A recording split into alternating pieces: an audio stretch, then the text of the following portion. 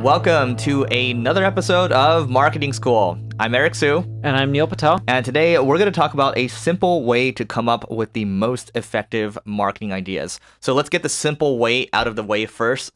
The simple way is basically what? Simple way is spying on your competition. You guys already know this, but most of you guys aren't doing it the right way, and we'll go into that. Okay, so let's start it. So I'll start things off. I mean, there is, let's see, what tools can I use? You're going to use one. Oh, I got one. AdBeat. Okay, so AdBeat.com actually allows you to see all the different ads that people are running. Also, it shows how long the ads have been showing and approximately how the spend trends have been going over time. So there are tools that Neil's going to talk about too that shows also ads, but I find that, using a tool like AdBeat, that's AdBeat.com,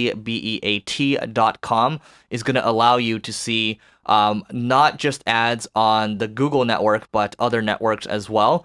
And you can see seasonality too, like when they're really ramping up their spend, when they're bringing it down, things like that. I think it's really helpful to know that. And you get the idea that the ads that have been sitting around for the longest time, usually that means those ads are really effective. You can get an idea around the messaging, and that's going to give you more ideas. I like just going to all my competitor sites. So what you'll find is a lot of them will cookie you, and if you keep going to their sites, one, you can just see the changes that they're making, because typically if they're making these changes, it means that the changes are helping them grow. Sure, sometimes that's not the case, but in most cases it should be, especially if you have sophisticated competitors.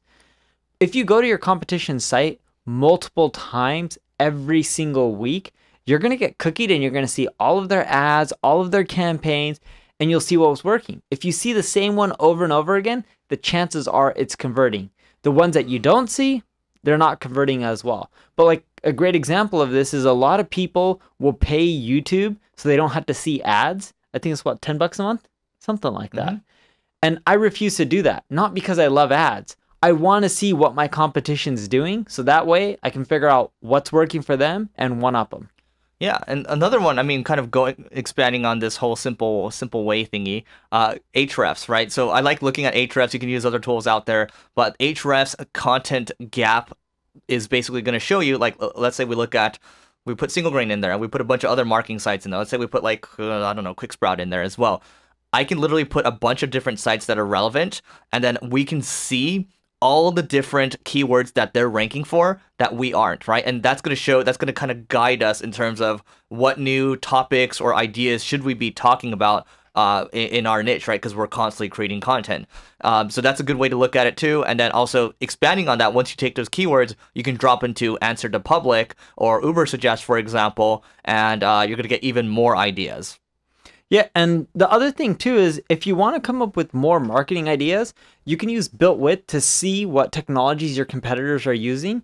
For all the ones who are using like VWO, Hotjar, Crazy Egg, Optimizely, you should go to those sites consistently because you can see that they're testing multiple marketing campaigns. Those tools aren't always cheap, so if they're running if they have that tracking code on their site, they're tending to run A/B tests. They're not just changing marketing campaigns, but they're running A/B tests.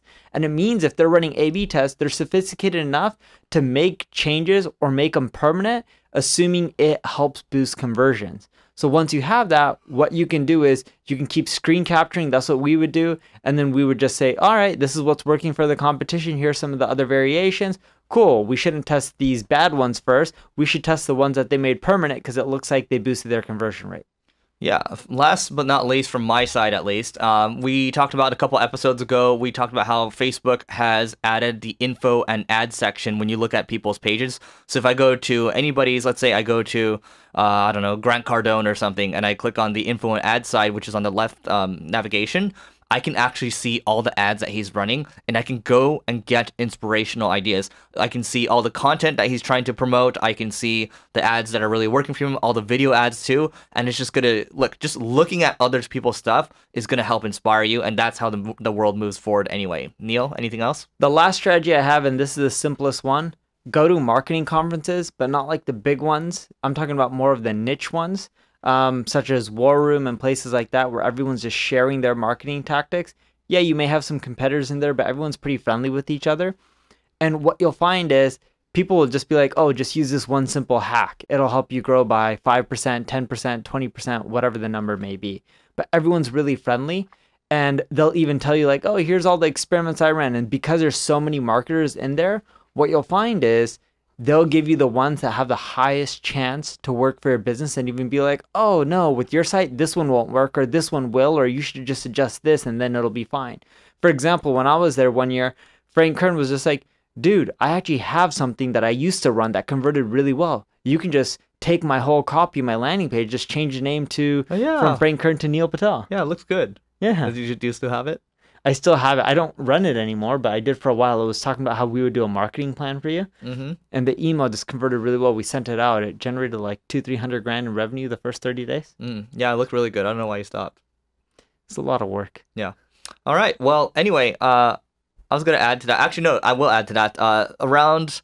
Around War Room, so I was thinking about it. I mean, Neil talked about getting instant kind of, or getting ROI from it, and I instantly ROI'd from it because one of the members was telling me about how they go about using recruiters that are based in other countries, and literally I took that same tactic and it worked out really well for us, and it still continues to work out for us. So anyway, before we go to singlegrain.com/survey, help us. It's going to take 2 minutes of your time. It's going to make this way better for you. You're going to get more customers that way, and you're going to love us more, and we already love you a lot. So see you tomorrow.